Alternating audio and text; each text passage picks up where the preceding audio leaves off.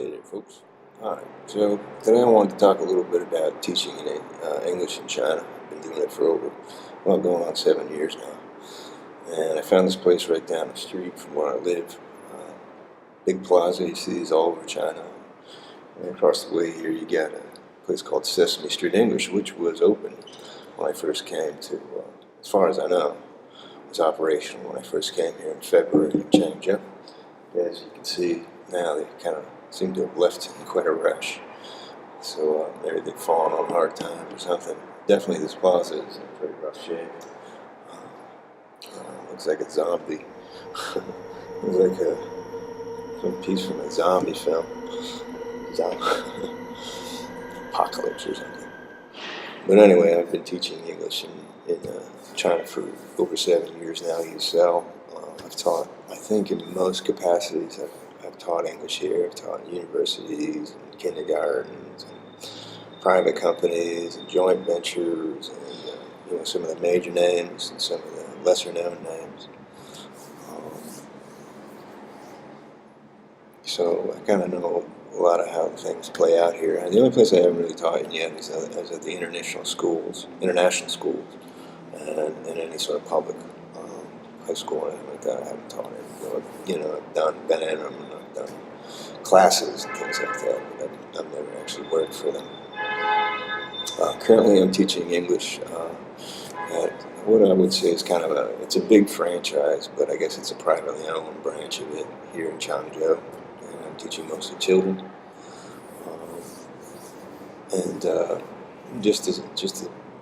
Just my experience is that most of the companies I've worked with, I've seen kind of grow in my tenure. And that hasn't always worked out to my benefit, though, to be honest with you.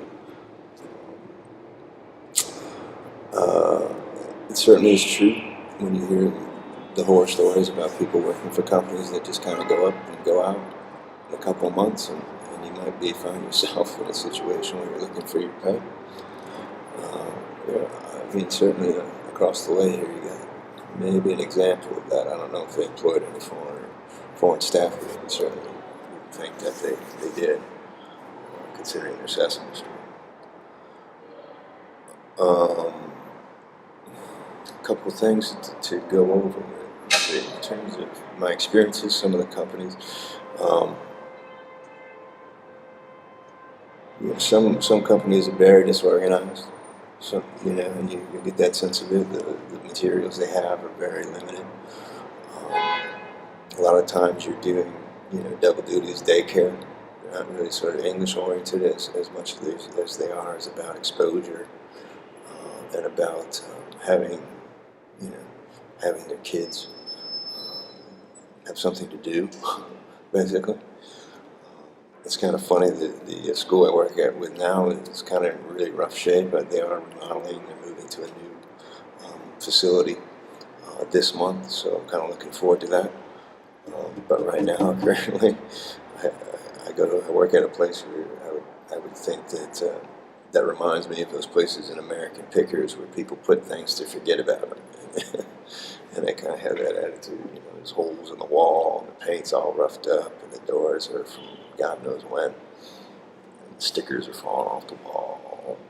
And the clocks aren't on the walls, and there's wires coming out of the walls. And you're like, man, this is just kind of where people put things to forget about them.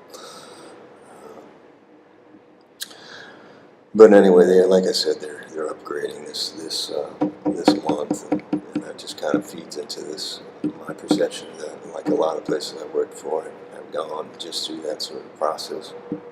I've seen that happen a number of times. They sort of upgrade. And I can't help but to think that I do have something to do with that value. Which brings me to my next point, which is always a very sort of, really kind of upsetting aspect of my experience in teaching in English in China is that, like, when it comes time to, I signed these contracts. I worked there for a year. I watched the company kind of grow and build up its reputation. And then when it comes time to negotiate our contract, they pull things out of it. They take away benefits. They might offer you a raise, but then they will take out things like your reimbursement of your flight, or like with the universities, they'll take away your sort of like summer with pay, and they'll expect you to do, they'll expect you to like stay on campus without making any money, because a clause in your contract doesn't allow you to work for other companies, because they're always liable for your sponsorship here in China. So their tendency is in the contracts, it'll read that you must get permission to work for companies outside of the one you're contracted to. And my experience is I've gone to my bosses and my managers and said, hey, can I work for other companies? Like, no, because of liability. But but then if you're asking me to stay here all summer without pay, you're basically asking me to spend whatever money I've made during the semester. You're asking me to spend that money staying in China, or go back home and spend it for 3 months, waiting for my the next semester start, and it's just completely unreasonable. So I've always said no to those contracts, and they don't negotiate. It's like, what is your problem? I've just spent all this time creating this value for your company, and I've seen how that pays off, and yet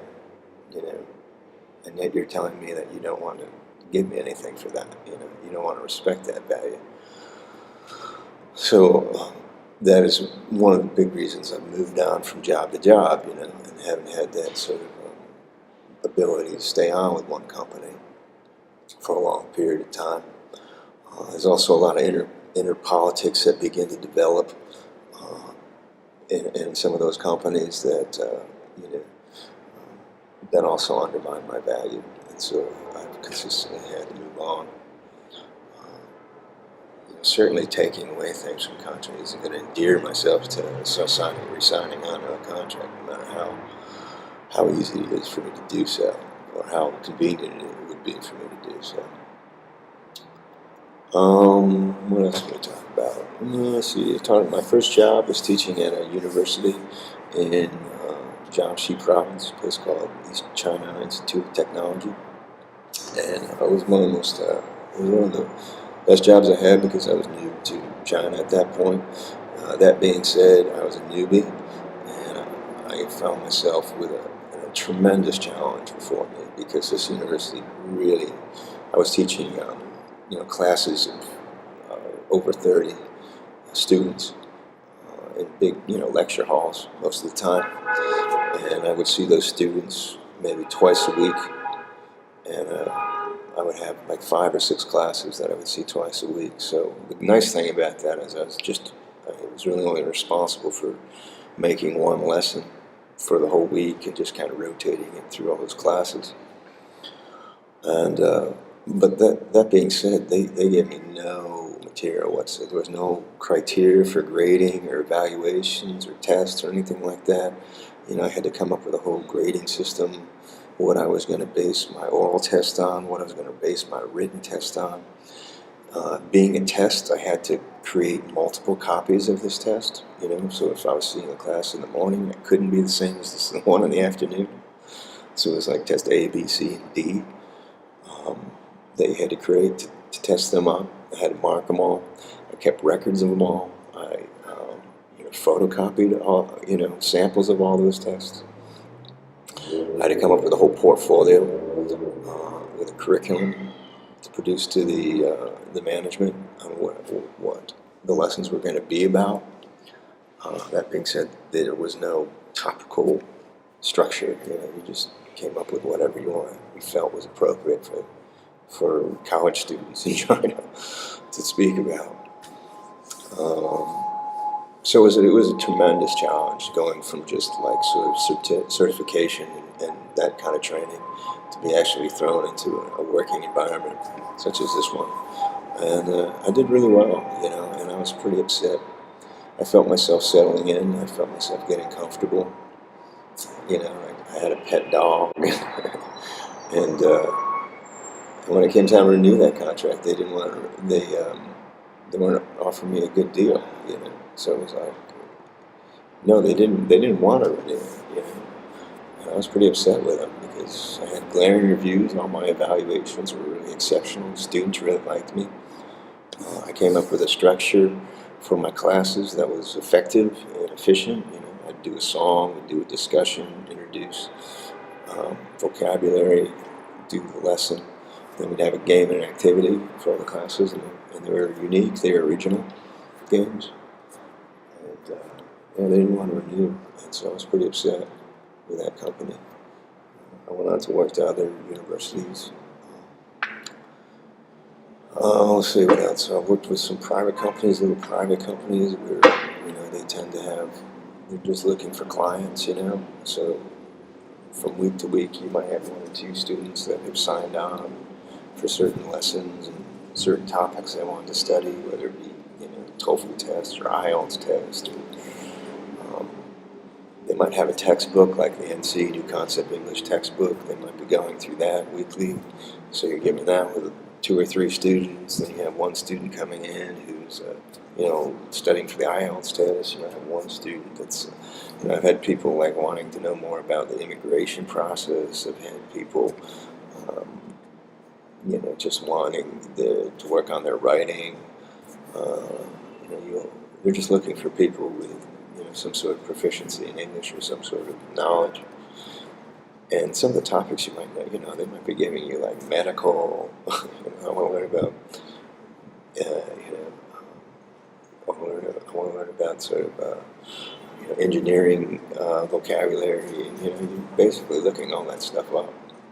If you don't have a background in any of that, if that's not your specialty, you're suddenly thrust into these sort of lessons where you have to basically teach yourself a lot of the times. I worked with joint ventures. That was kind of interesting in the way that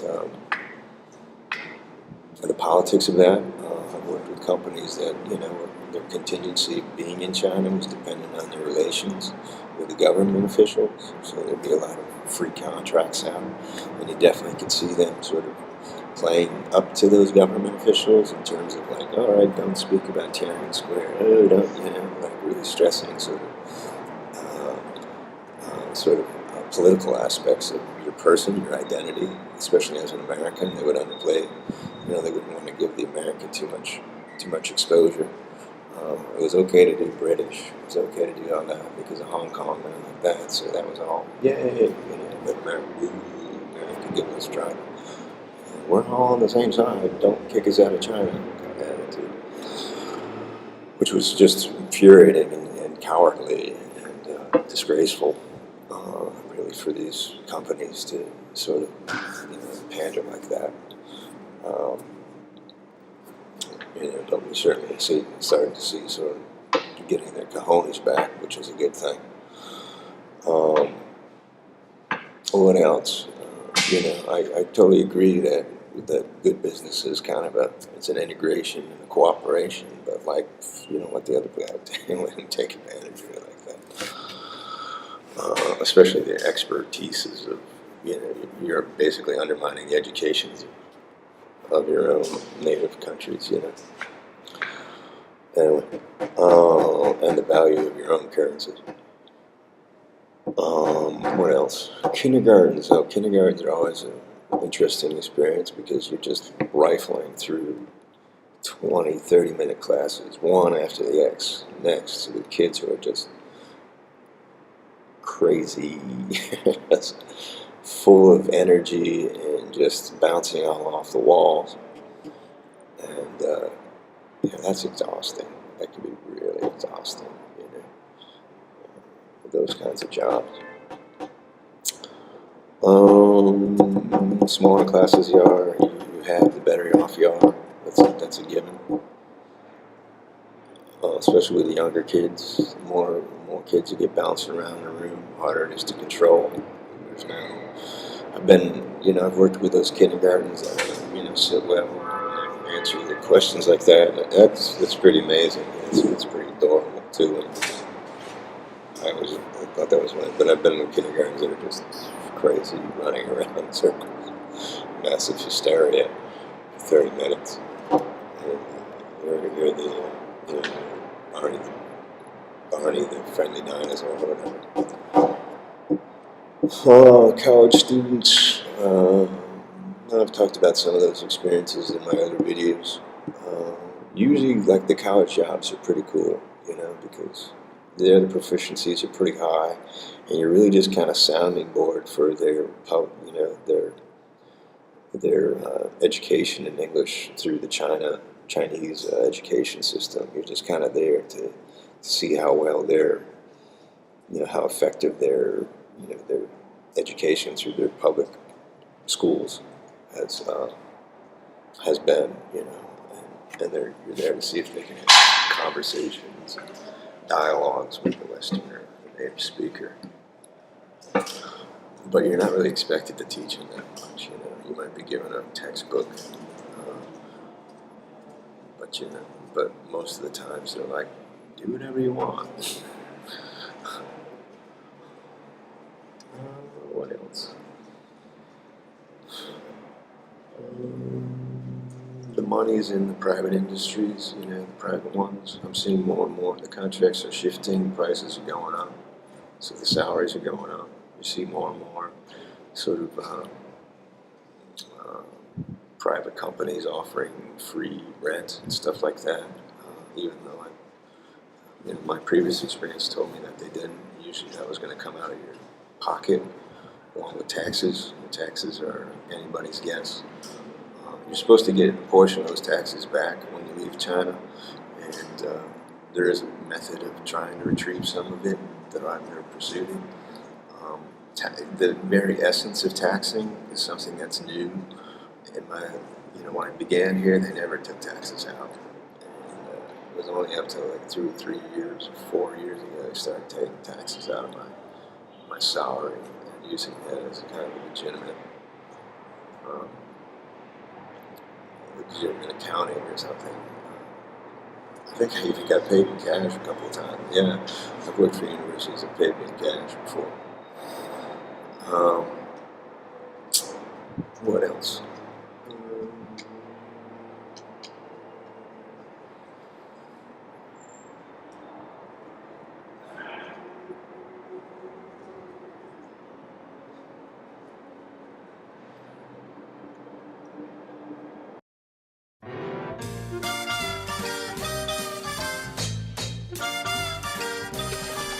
Oh, rubber ducky, you're the one. You make bath time lots of fun. Rubber ducky, I'm awfully fond of you. Vo-vo-vo-dee-o. Rubber ducky, joy of joys. When I squeeze you, you make noise. Rubber ducky, you're my very best friend, it's true. Oh, every day when I make my way to the tub.